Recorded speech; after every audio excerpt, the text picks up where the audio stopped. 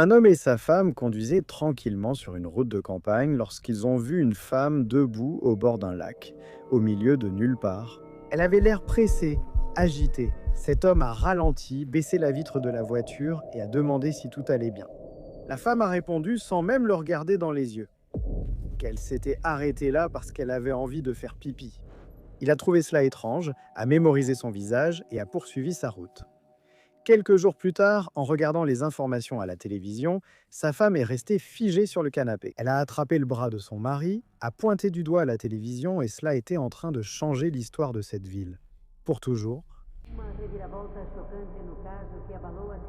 Je suis Marcos Campos, soyez tous les bienvenus.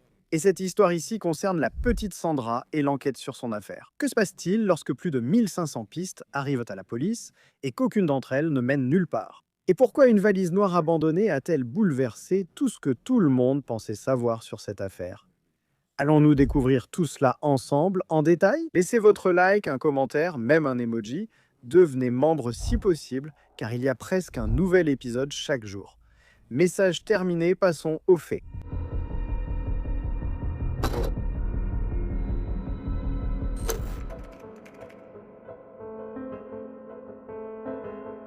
Nous étions le 27 mars 2009 dans un parc de caravanes à Tracy, en Californie. Vous voyez cet endroit tranquille où vous passeriez vos vacances à voyager en camping-car? Eh bien, un endroit comme ça, plein d'enfants qui jouent que l'après-midi, toujours un voisin dehors en train d'observer. Vous voyez ce que je veux dire, n'est-ce pas? C'est définitivement un endroit où la plupart des gens se connaissent tous de nom. Tracy était une ville d'environ 78 000 habitants à une centaine de kilomètres de San Francisco. Et ce parc se trouvait précisément là-bas. Quelques jours auparavant, le 8 mars, Sandra Reni-Cantu venait tout juste de fêter ses 8 ans. Elle vivait là avec sa mère, Maria Chavez, trois autres frères et sœurs, ainsi qu'avec ses grands-parents maternels. Elle était élève en CE1 à l'école Jacobson, une école publique du quartier. Une fille ordinaire vivant dans un endroit tranquille avec sa famille. Ce vendredi-là, le 27 mars, Sandra est sortie de l'école et est allée jouer chez une amie jusqu'à environ 16 heures. Elle est rentrée mais n'est pas restée. Elle a dit à sa mère qu'elle voulait jouer avec une autre amie et est repartie. Sa mère a accepté comme toujours pour Sandra. Après tout, sans se promener dans le quartier où tout le monde se connaît, où il y a toujours un voisin qui surveille, qu'est-ce qui pourrait mal tourner, n'est-ce pas? Sauf qu'à l'heure du dîner, Sandra n'est pas rentrée. Sa mère a commencé à appeler les voisins, la famille, les familles des camarades de classe. Elle a envoyé les frères et sœurs aînés chercher la petite sœur. Rien. À 19h53, la police de Tracy a été appelée. Et ici, il faut rappeler quelque chose qu'on a déjà dit plusieurs fois dans des affaires sur la chaîne. Lorsqu'un enfant disparaît, chaque minute compte. Quand il ne s'agit pas d'une fugue volontaire et qu'il n'y a pas de demande de rançon, le scénario le plus probable et le plus effrayant est celui d'un mobile sexuel. L'enfant court de graves risques d'abus, d'agression et de mort. C'est littéralement une course contre la montre. Ce même soir, des centaines de volontaires et de policiers se sont dispersés dans Tracy à la recherche de Sandra. Des affiches avec sa photo, ses yeux marron foncé et ses cheveux clairs ont été placardés sur des poteaux, des murs et des vitrines dans toute la ville. Le lendemain, une veillée communautaire a été organisée dans le parc de caravanes. Les voisins, les amis, même des gens qui connaissaient à peine la famille, tout le monde, ému, s'est rassemblé. Même une voisine qui donnait des cours à l'école du dimanche de l'église locale est venue, en pleurs, bouleversée, serrant la mère de Sandra dans ses bras. Totalement émue, toute la communauté était impliquée et dévastée. Tout le monde était mobilisé pour essayer de retrouver la petite fille de 8 ans, saine et sauve. Une récompense allant jusqu'à 22 000 dollars a été offerte. Plus de 1500 signalements et pistes sont parvenus à la police de Tracy. Et au milieu de ce tsunami d'informations, il y avait de tout. Des billets anonymes, des appels de personnes pensant avoir vu la fillette dans une autre ville, des suppositions de toutes sortes. Une habitante du parc de Caravane elle-même a même apporté un billet manuscrit à la police pendant la veillée, disant qu'elle avait trouvé ce billet par terre. Le billet, plein de fautes d'orthographe, disait quelque chose. Sandra enfermée dans une valise volée, jetée à l'eau, dans la rue Baquette, à Whitehall. Témoignage, un billet très étrange, n'est-ce pas? Bien sûr, mais au milieu de 1500 pistes, ce n'était qu'une de plus. et les enquêteurs l'ont consigné puis sont passés à autre chose. La femme qui a apporté le billet semblait émotionnellement instable. Et la priorité à ce moment-là était de suivre des pistes plus concrètes, disons. Dès les premiers jours, un nom a attiré l'attention. Un homme qui vivait dans un parc de caravanes et qui, 2 ans plus tôt, avait été vu en train d'embrasser Sandra sur la bouche dans la piscine communautaire de la résidence. Quand Sandra n'avait que 6 ans, pour ceux qui suivaient à l'affaire, ce type était, sans aucun doute, un suspect potentiel. Antécédents de comportements inappropriés avec la victime, proximité géographique, opportunité. La police l'a convoqué pour un interrogatoire, vérifiant sa routine, recoupant des informations et fouillant tout ce qu'il pouvait. Et le résultat a été nul. Pratiquement innocenté. Mais la police ne s'est pas arrêtée là. Le père de Sandra lui-même, Daniel Cantu, qui n'avait pas vu sa fille depuis déjà 4 ans, a été interrogé. 2 autres hommes de la résidence ont été considérés comme des personnes d'intérêt. Leurs véhicules ont été saisis, fouillés, mais rien. Parallèlement, les profileurs du FBI ont dressé le portrait du suspect. Un homme blanc âgé de 25 à 40 ans avec un casier judiciaire pour agression sexuelle ou pornographie infantile. C'était le profil classique pour ce type de crime contre les enfants, n'est-ce pas? Et statistiquement, cela avait du sens. Toute l'enquête s'est alors organisée autour de cette prémisse. Pendant ce temps, les jours passaient. L'espoir de retrouver Sandra vivante diminuait. Du moins, c'était le sentiment des enquêteurs, basé sur l'expérience et les données statistiques. 10 jours après la disparition, le 6 avril, un travailleur appelé José Luis Franco se trouvait là, effectuant des travaux dans une ferme laitière au nord de la ville de Tracy. C'est alors qu'il a remarqué quelque chose d'étrange. Dans un lac d'irrigation d'une ferme là-bas. Lors du drainage de routine dans ce type de propriété, une valise est apparue dans l'eau. Lourde, complètement détrempée. La police avait déjà fouillé cette zone auparavant, mais la valise était submergée à l'époque. Cette fois, avec le niveau de l'eau beaucoup plus bas, la valise est apparue.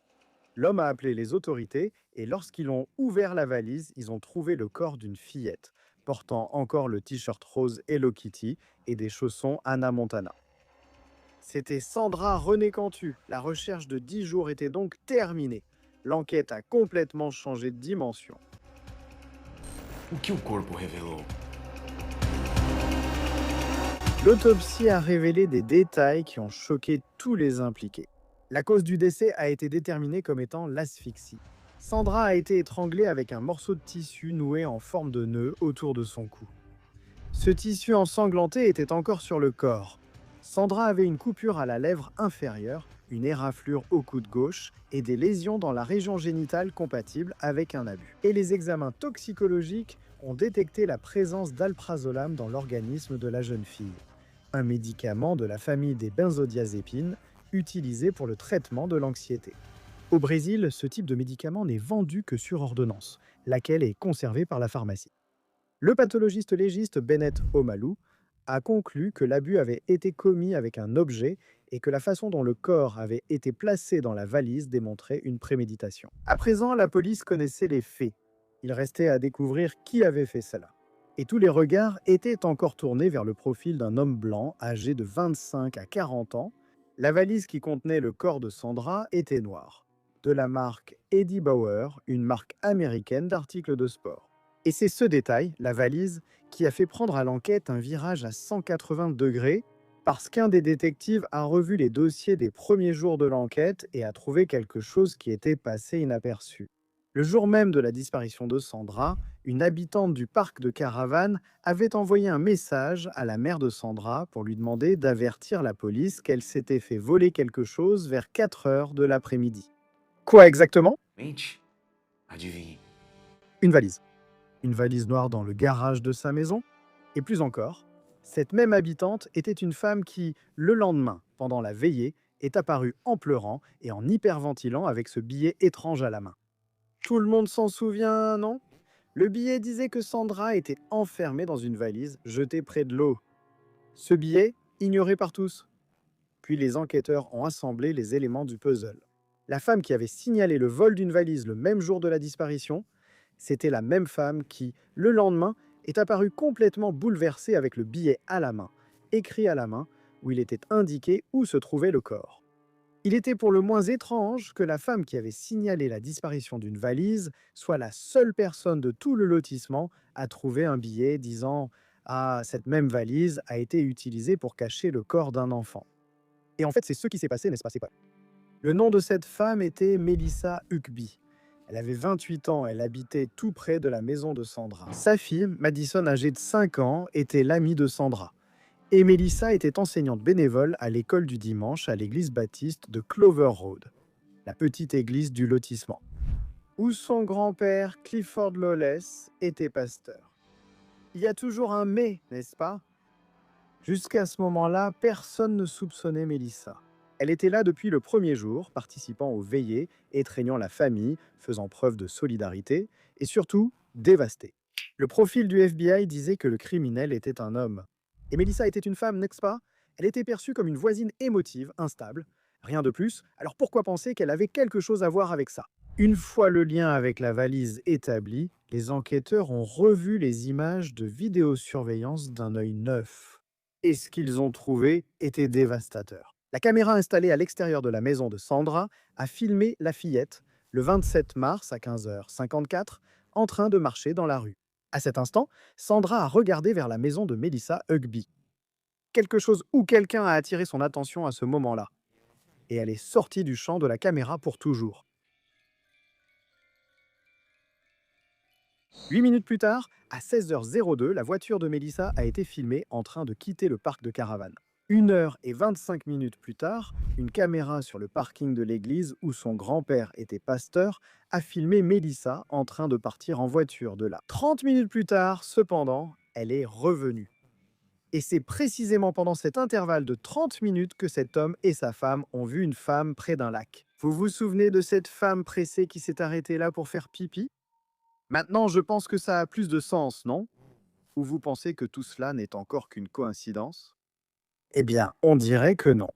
Mais si tu veux un autre élément insolite à ajouter au tableau de l'enquête pour relier les fils, la police a trouvé quelque chose. La police a trouvé un post-it dans la voiture de Melissa avec l'adresse exacte du lac d'irrigation où le corps a été retrouvé. Et voici un détail qui rend tout cela encore plus perturbant. 2 jours avant que la valise ne soit retirée du lac, alors que Sandra était encore officiellement seulement une fille disparue, Melissa a été admise à l'hôpital. Elle a dit qu'elle avait des saignements internes parce qu'elle avait avalé une lame de rasoir pendant son sommeil et qu'elle était somnambule.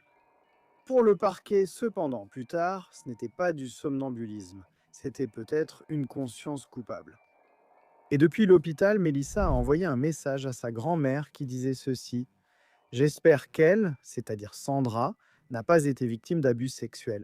Cela avant que toute information sur l'abus n'ait été divulguée par la police. Melissa, donc, a en quelque sorte fait un lapsus. Elle a dit quelque chose que seule elle pouvait savoir, n'est-ce pas? Melissa savait peut-être ce qui était arrivé à Sandra parce qu'elle était là quand c'est arrivé. Et si cela ne suffisait pas, 2 jours après la disparition de Sandra, alors que toute la ville cherchait encore la fille, Melissa a invité la sœur aînée de Sandra à dormir chez elle avec Madison, sa petite fille. Autrement dit, la fille de Melissa. Et la sœur de Sandra a fini par y aller. Les parents de Sandra étaient probablement encore très bouleversés et même reconnaissants que la gentille voisine ait invité leur fille aînée à passer une nuit chez elle pendant qu'ils étaient là, inquiets, anxieux, angoissés, à la recherche de leur fille cadette. Je dirais que c'est de la cruauté, non? Du sadisme même. Pendant toute la nuit, elle n'a mentionné la disparition de Sandra qu'une seule fois. Elle a demandé à la sœur de Sandra si les enquêteurs avaient trouvé une quelconque preuve. Ce fut la seule mention. Juste pour que tu comprennes la froideur, alors que le corps de Sandra était dans une valise au fond d'un lac à 2 kilomètres de là, la femme qui l'y avait mise faisait une soirée pyjama avec la sœur de la victime elle-même. Qui était Melissa Huckabee? Melissa est née le 23 février 1981 dans le comté d'Orange, en Californie. Elle avait reçu des diagnostics de troubles de la personnalité borderline, de troubles bipolaires et de schizophrénie, ainsi que de dépression. Elle luttait avec des problèmes d'image de soi et avait des antécédents d'automutilation. Elle a épousé John Huckabee en août 2003, alors qu'elle était déjà enceinte de 5 mois. Un an plus tard, ils se sont séparés et le divorce a été prononcé en septembre 2005. Melissa a obtenu la garde exclusive de Madison. Après le divorce, elle s'est engagée dans plusieurs relations dysfonctionnelles, marquées par la violence domestique. Elle avait une ordonnance d'éloignement contre un ex-petit ami. En 2006, elle a été condamnée pour vol dans le comté de Los Angeles. En janvier 2009, 2 mois avant le crime, elle a plaidé coupable sans contestation dans une autre affaire de vol, recevant 3 ans de probation à condition de participer à un programme de santé mentale. Sa famille considérait le déménagement dans la nouvelle ville de Tracy comme un nouveau départ. Un de ses oncles a dit que Melissa venait d'une bonne famille, mais qu'elle avait traversé une période difficile.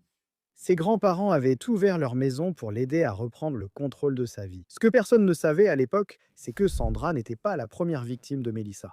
En janvier 2009, la fille d'une voisine, une jeune fille brillante nommée Laura Polk, âgée de 11 ans, qui était aussi amie avec Madison, a disparu pendant 4 heures. Quand elle a été retrouvée, elle était dans un parc avec Melissa. Melissa a dit qu'elle avait la permission de la famille. Mais la famille a nié cela. La fillette est rentrée chez elle en titubant, avec une élocution lente et une somnolence inhabituelle. Ils l'ont emmenée à l'hôpital et les examens ont détecté un relaxant musculaire dans son organisme. La police a enquêté, mais il n'y avait pas assez de preuves. 3 semaines avant l'assassinat de Sandra, un autre épisode s'est produit. Daniel Plowman, 37 ans, un homme avec qui Melissa entretenait une relation, a également été drogué. Melissa a mélangé une substance nocive dans sa nourriture ou sa boisson et la lui a fait ingérer. Si ces épisodes étaient des répétitions de ce qu'elle voulait faire, personne ne le sait vraiment. Ce que l'on sait, c'est que le schéma était toujours le même, confiance, proximité et utilisation de substances pour incapaciter la victime. Ce qui m'étonne beaucoup, c'est le fait que Sandra ait disparu pendant 2 jours, et avec tout cet historique et ce comportement étrange, la police n'est pas accordé l'attention nécessaire dès les premières heures. Et face à cela, je me demande, peut-on vraiment mettre cela sur le compte des troubles qu'elle aurait soi-disant eus? L'arrestation. Le 10 avril 2009, Melissa Hugby a été arrêtée. La police avait fouillé l'église baptiste, là où son grand-père était pasteur, quelques heures auparavant, remplissant une camionnette de preuves. Dans la cuisine de l'église, ils ont trouvé un rouleau à pâtisserie avec le manche tordu ainsi qu'une tache de sang.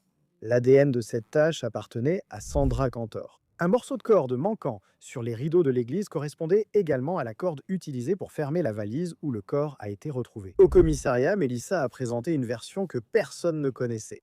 Elle raconte que Sandra est morte lors d'un cache-cache, après lui avoir proposé d'entrer dans la valise pour effrayer Madison, puis a fermé la valise en oubliant l'enfant dedans. À l'église, en ouvrant la valise, Sandra était déjà morte. Elle affirme avoir tenté de la réanimer, a paniqué puis jeté la valise dans le lac. Un plan vraiment mauvais, mais il y a des éléments qui montrent un raisonnement logique, non? Pas question de prétendre qu'elle était complètement déconnectée de la réalité. Le parquet a catégoriquement rejeté cette version. Les preuves d'agression sexuelle, la présence d'alprazolam, les marques compatibles avec le manche du rouleau à pâtisserie et aussi la manière méticuleuse dont le corps a été déposé, disposé là, dans la valise, indiquaient quelque chose de très différent d'un accident lors d'un jeu. Melissa a été inculpée par un grand jury pour enlèvement, meurtre et viol. Le parquet a annoncé que le 10 mai 2010, Melissa a conclu un accord. Elle a plaidé coupable d'homicide au premier degré et d'enlèvement, en échange de quoi toutes les autres accusations, y compris le viol et le fait d'avoir drogué la fillette de 7 ans, ainsi que son petit ami Daniel, ont été abandonnées. Cela concerne les 2 autres affaires évoquées. Le 14 juin 2010, Melissa a été condamnée à la perpétuité sans possibilité de libération conditionnelle. Au tribunal, en pleurant beaucoup, elle a déclaré qu'elle n'aurait pas dû enlever Sandra à sa famille, qu'elle devait des explications, mais qu'elle ne comprenait toujours pas pourquoi elle avait fait cela. Il a également affirmé que Sandra n'avait pas souffert et qu'il ne l'avait pas agressée sexuellement. Cependant, le pathologiste et les preuves physiques ont dit le contraire. Concernant la motivation, le procureur a supposé que Melissa avait tué Sandra pour attirer l'attention. Les documents judiciaires ont indiqué que la fille de Melissa tombait fréquemment malade sans explication, ce qui a amené certains spécialistes à évoquer l'hypothèse du syndrome de Munchausen. Par procuration, c'est-à-dire lorsqu'un parent simule la maladie de son enfant pour attirer l'attention sur lui-même. Mais aucune motivation n'a été confirmée. C'est l'une des questions qui n'a jamais trouvé de réponse. La police a visionné cet enregistrement de la caméra de surveillance des centaines de fois. À 15h54, le 27 mars 2009, Sandra Cantu portant un petit t-shirt rose Hello Kitty et des pantoufles Hannah Montana, marchait en sautillant dans la rue de son quartier tranquille quand elle a tourné la tête sur le côté. Quelque chose a attiré son attention. Quelqu'un l'a appelée par son prénom. C'était la voisine, la mère de son amie, l'institutrice de l'école du dimanche, la femme qui s'occupait des enfants de la communauté. Sandra s'est retournée dans la vidéo faisant confiance à la personne qui l'appelait. Et c'est justement cette confiance qui lui a coûté la vie. Plusieurs hypothèses ont été proposées pour expliquer cette motivation encore peu claire. C'est vraiment du passé. Une fenêtre d'opportunité que la personne a vue, ce sentiment de sécurité, enfin de confiance. La pauvre s'est fait avoir, n'est-ce pas? Et la femme avait déjà des antécédents, ce qui m'a marqué. Pourquoi? Parce qu'au début de l'enquête, ils ne se sont même pas intéressés à elle. Ce n'est pas que ça allait résoudre quoi que ce soit, parce que la pauvre petite était déjà au fond de ce lac, n'est-ce pas? C'est vraiment horrible. Dis-moi dans les commentaires ce que tu as pensé de cette affaire. Je te remercie énormément pour ta compagnie. Un bisou du roux. À bientôt pour le prochain épisode.